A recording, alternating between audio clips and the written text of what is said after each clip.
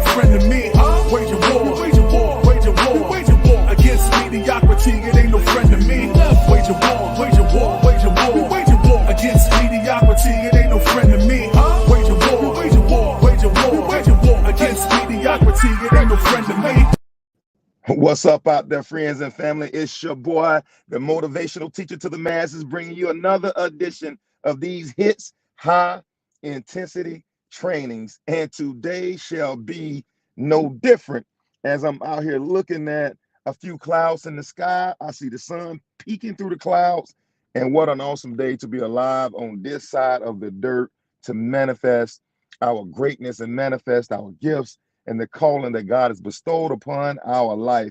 If you would, please click that share button, go down and type in the chat comment 4 or 5 different names to tell grandmama, mama, and them to join this man who is about to break this bread.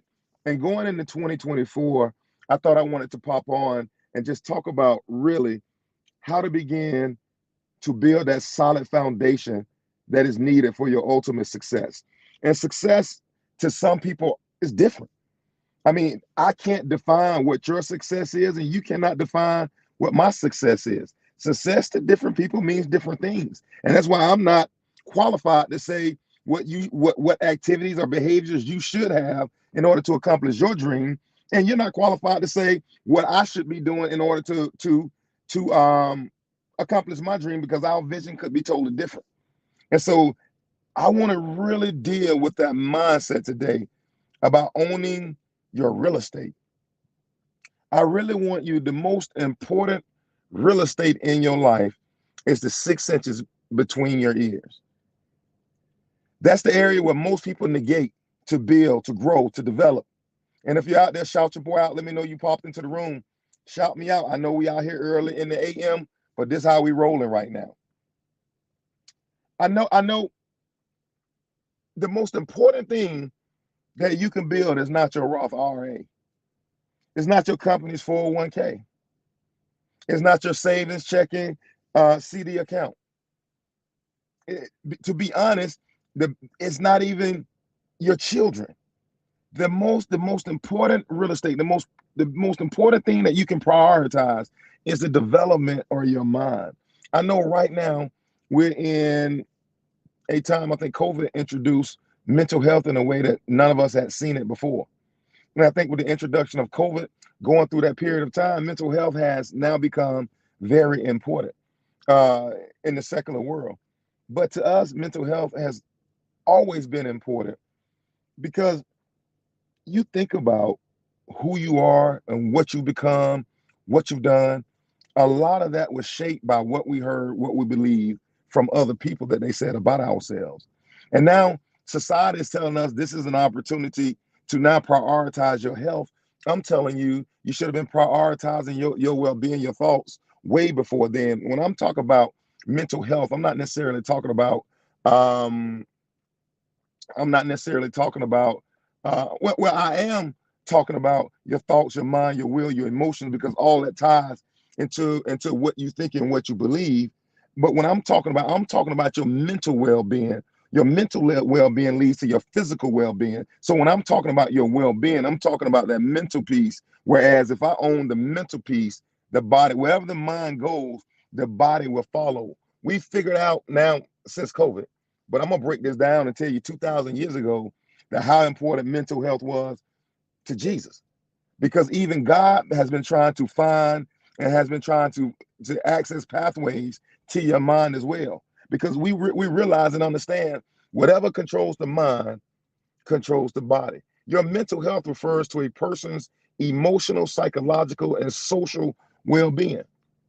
Emotional, psychological, and social well-being. Motivational teacher. Then why is it so important now? I've always said the story that you tell yourself determines your emotional, psychological, and social well-being. What story do you tell yourself about you really determines what your mental health is. The story you tell yourself, I know the big word is triggered right now. That person triggered me, and that person said this and it triggered me. Nobody can trigger a person that's been delivered and who is free. I just broke bread. You cannot, whom the Son sets free is truly free indeed. You can't trigger a person that's been delivered, that has been practicing positive mental well-being. A person that's been in the lab, and I'm confident in who I am and whose I am. So the response you expect for me to give you, I cannot give you. Why? Because I realize that my mental health is strong. Emotional, psychological, and social, it involves the ability to handle stress, relate to others, make choices, and cope with the challenges. Listen to what I just said. Your mental health involves the ability for you to handle stress. That's you versus you. Relate to others is not what they say or do, it's how you perceive what they say or do, or how your members, or how your synapses dictate the behaviors. It's the story you tell yourself about what happened. And make good choices is you versus you. And cope with challenges is you versus you. Good mental health contributes to overall well-being. So, motivational teacher, mental health is truly you versus you. Is you owning your thoughts? Is you owning is you owning the most important real estate in your life, which is in between your ears? We spend multiple time dressing up, but we buy $700 pairs of shoes, and we buy $100 pairs of jeans, and we buy $300 shirts, and we've got a $15,000 wedding ring on, and we have a $700 bet on. And the most important real estate in our life, we spend very little time developing, and we spend very little time investing in that 6 inches between our ears. And we say we're a country in decay. Why? Because we value everything that man can give us, and we value very little that God has given us from the foundation of the earth. That last 30 seconds really broke bread. We care more about what somebody else believes and think about us than we care about what I believe and I think about myself. What story are you telling yourself? What dictates your own mental health? I just read you the definition of mental health. It's basically you versus you. Well, my boss said this and it sent me in a downward spiral. Listen. If doubt and unbelief can't be found in you, then you can't be sent in a downward spiral. If there's some portion of you that has fear, doubt, and unbelief, trust me, the world is looking for an opening in your life to distract you from the most important things in your life. And the most important real estate in your life is not the land your mama and your daddy left you. It's not the house that you're living in. It's the mind that you're living in. This mind determines everything around us. It determines our ultimate success. It determines whether we succeed or whether we fail. It determines whether I can receive love or I can give love. We love investing. We'll go to a job. We'll invest 40 hours a week. I'm right now outside of my son's training. And we do this. We train 15, probably 20 hours a week. And we invest in his body and their bodies in that way that we train. But truthfully, how much time are we investing in that mind? How many podcasts? How many books? How many mentors? How many counseling sessions? How many pastors are you talking to about your mental health? Or am I bouncing it off my best friend who's insecure in their own right, and whatever information they give me leads me more so into negative mental health? You got to start owning your own mind space. He who controls the mind controls the body. That's why God said, let this mind that be in Christ be also in you. He realized it 2,000 years ago. If a person is going to follow me as I follow Christ, if a person is going to live that life, they have to be in a position where they allow me to help own that real estate. Ever since the foundation, everybody and everything has been vital. That's why slavery was so vital to our society, and we want to act like it didn't exist. All slavery was them saying, I am going to own the mind, the will of other men. That's why slavery was so dangerous, because they had the right to own people's minds, own their wills and their bodies like property. That's why slavery was one of the most heinous acts that was ever committed on this soil. So we go from physical slavery to mental slavery. They spend millions of dollars on commercials trying to get you to buy that product, vying for your mind, vying for your mind. The environment that you grew up in is vying for your mind. Right now, I am vying for your mind. I'm trying to get you out of Lodabar. I'm vying for your mind to think more highly of yourself, to believe that there's more to you, to believe that if I develop my mind, I can develop the rest of this stuff. I'm vying for it also, because I realize that you'll never get to where you want to go if you allow other people to control your mind. Wake up, ladies and gentlemen. I know it's early in the morning. Wake up. You got to awaken your I am. I did 2 years on awaken your I am. You got to awaken your I am. You're asleep to who you truly are, and your mental health is really the foundation of what they told you were, or what you perceive from the environment of who you am, the atmosphere. It's time for you to wake up and own. No thought should pass through your head without you taking account of taking that thought captive. No thought should pass through your head without you taking that thought captive. Any thought that doesn't exalt, build up, contribute to my overall well-being, contribute to me believing that greater lives on the inside of me, I got to check that thought. The original sin in the garden was Eve's insecurity.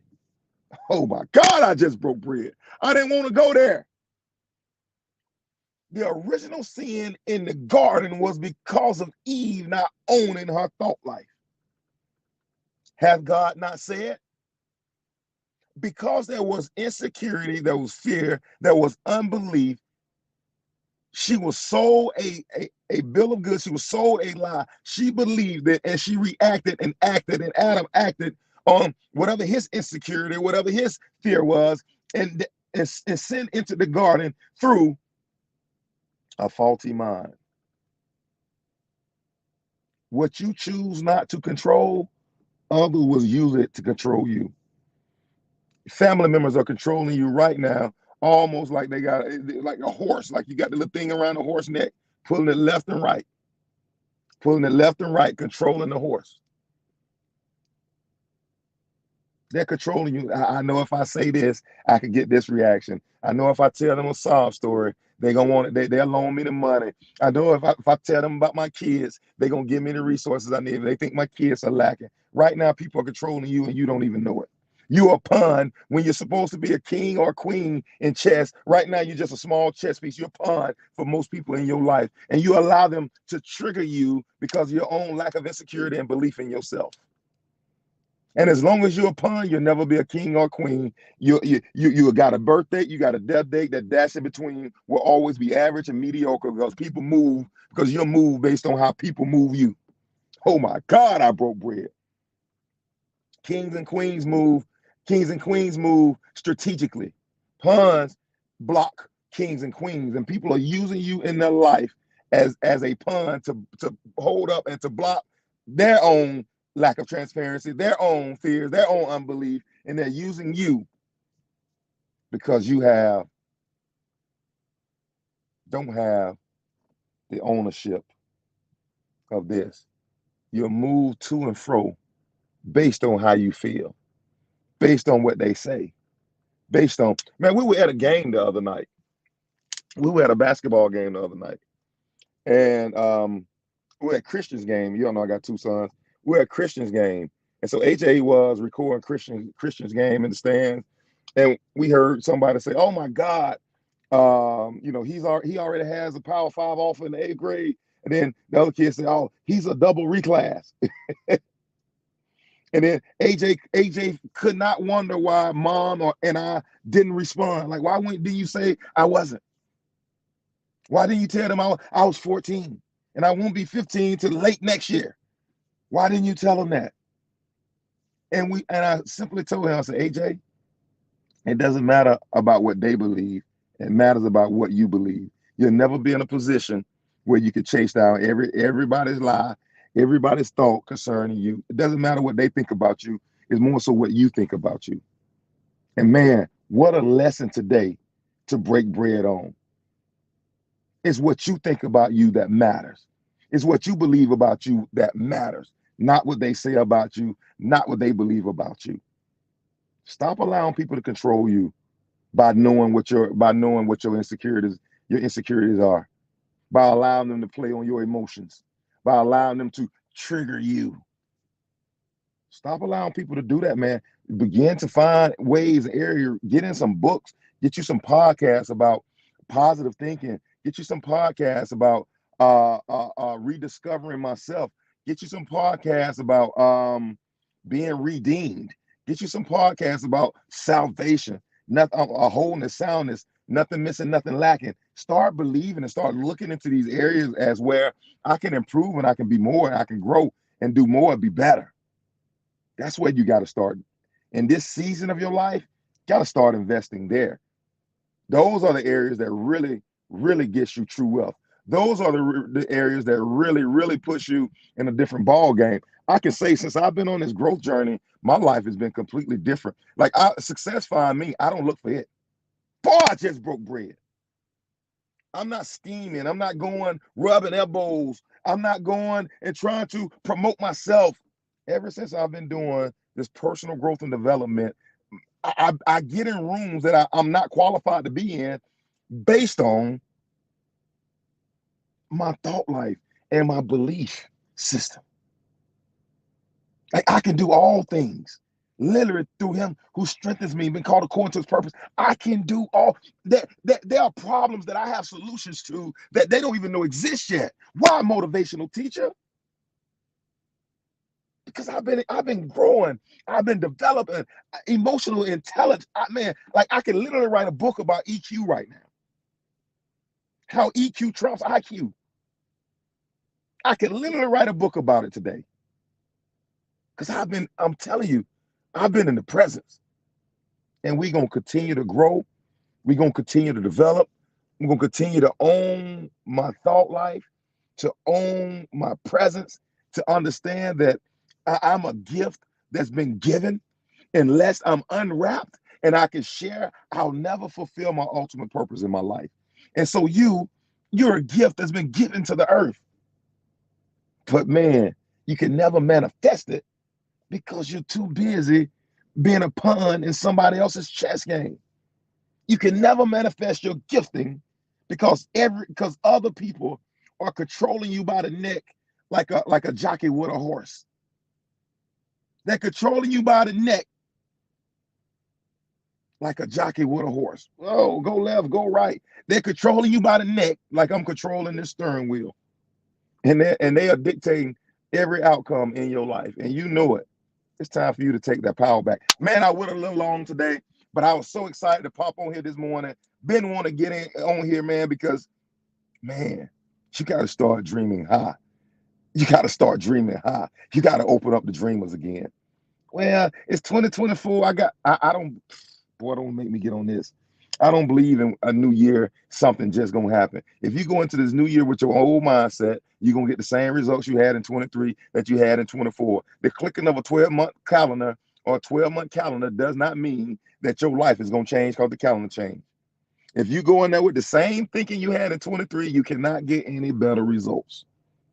It's time to level up here. If you level up here, it controls all the other stuff around you. It's your boy, the motivational teacher to the masses. And until next time, I'm challenging you to wage war on mediocrity. Your boy is out. It ain't no friend to me. Wage a war, wage a war.